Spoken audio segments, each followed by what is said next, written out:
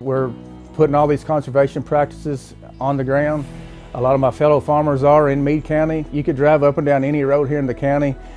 We could show you a conservation practice, whether it's cover crop, sinkhole protection, waterways, cattle rotation. Farmers in general, we want to be sustainable, we want to be successful, we want to be profitable to keep things preserved and for the next generation. So we're doing these practices already and have them in place. Hello, my name is Fred Sipes and this is my wife Stacy. And these are our twin boys, Joe and Sam. We would like to welcome you all to our family farm here in Meade County this morning. We grow soybeans, corn, wheat, burley tobacco, beef cattle operation, and we have a small produce operation as well.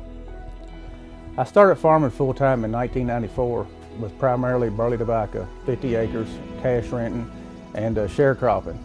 I knew at that time as things grew and we was diversified some, I needed to change my operation. We slowly got into cattle production and slowly got into row crop production as well. I knew in order to be sustainable, we needed to be diversified, and that's where from 1994 to present time we have grown our operation. We're still growing burley tobacco, but we have a large beef cow operation and the row crop operation as well. Many of the enhancements we've done through CSP for Fred have not only helped him increase his level of conservation, but it's also helped him save a lot of money. He not only implements these practices on the land that we own, but also on the land that we rent from other local farmers. And I think that a lot of people appreciate that he's preserving their land and operating the best that he can with that in mind. And the significance, I think, with the agricultural industry is legacy. And when I think of Stacy and Fred, the legacy that they have kind of started to build here, which has come from the legacy that they inherited. It's hard to emulate legacies of the past, really, and keep them going, and they certainly have done that. On the local level, I sit on the Conservation Board of Directors, and we have a monthly meeting.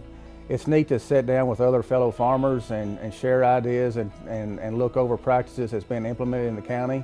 As I mentioned earlier, there's a lot of work that goes on here in the county, conservation practices, state cost share, EQIP, CSP, but then we also have local practices as far as sinkholes and waterways that can be built and some cost share on them. A lot of busy stuff going on at the conservation office here at the local level.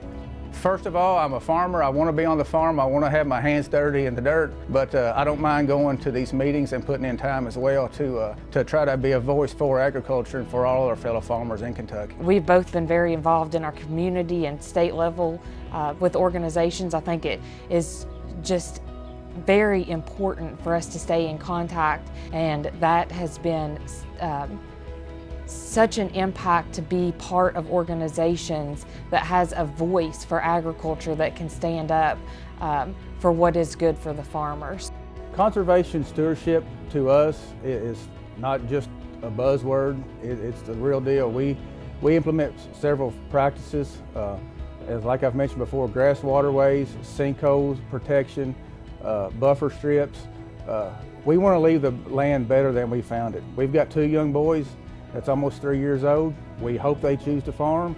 We want the water sources and land to be here and available for them, and want them to continue what we've built and what we're doing here. So stewardship is very, very important to us on our farms that we own and rent.